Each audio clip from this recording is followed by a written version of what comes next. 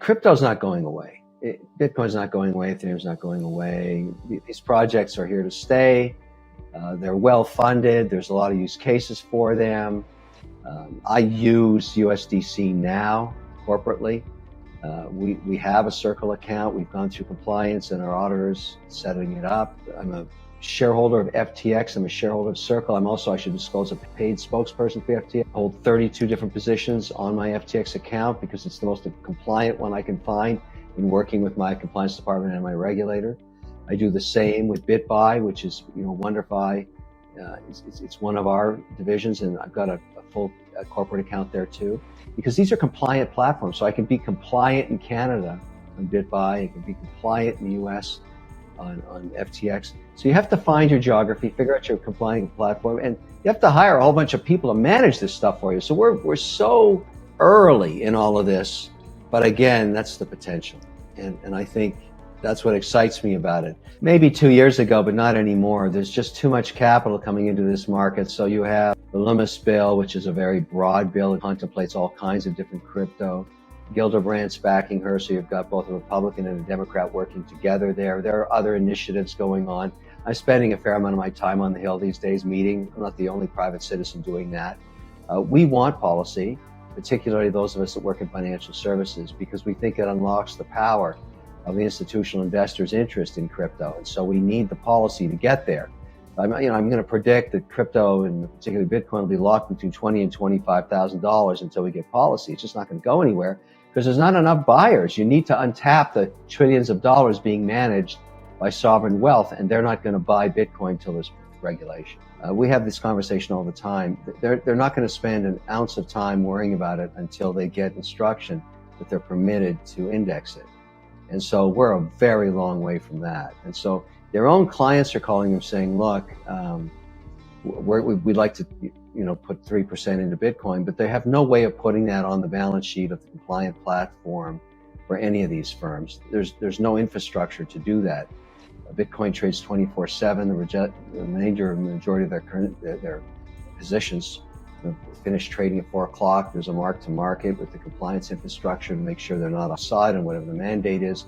That's been around for decades, but there's no infrastructure for compliant crypto. So we're a long, long way from that happening.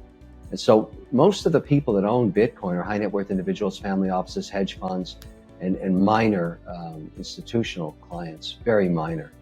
And so that's the opportunity, though. That's the upside. The whole idea is that if you think it's eventually going to get regulated, all of those other players will come in, and then all of a sudden there's going to be 1 to 3% allocation in the typical portfolio, which is no different than a fixed income or bond portfolio or equity portfolio. And that's when this industry will begin to mature.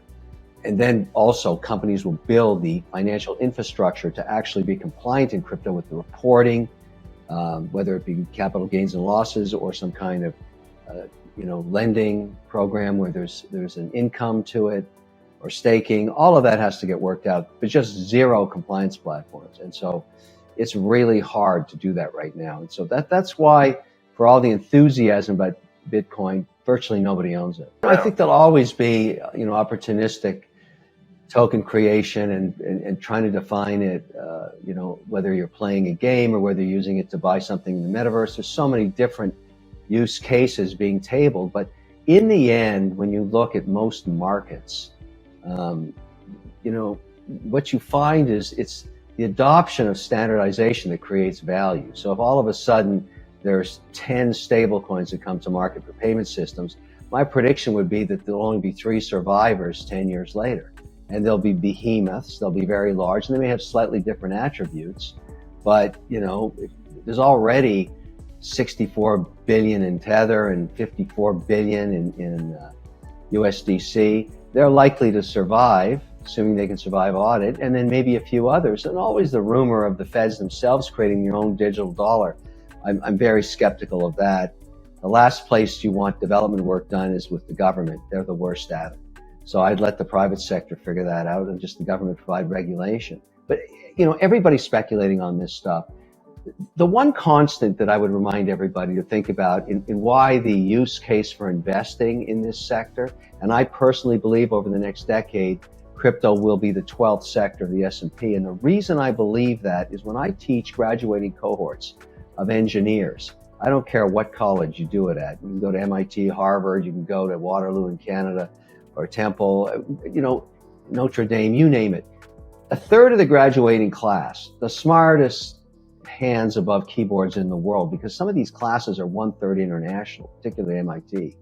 They have no interest in, as engineers, to go back to the other 11 sectors of the economy. Zero interest in working there. They all want to work on the blockchain. So my argument is you can't take that much intellectual capital, the best and the brightest, put them onto this sector by the tens of thousands every week and not expect incredible outcomes. So it's just like at the beginning of the internet, and all of a sudden when people thought, oh, the internet's not going to be anything, look at it today, it's the backbone of every economy.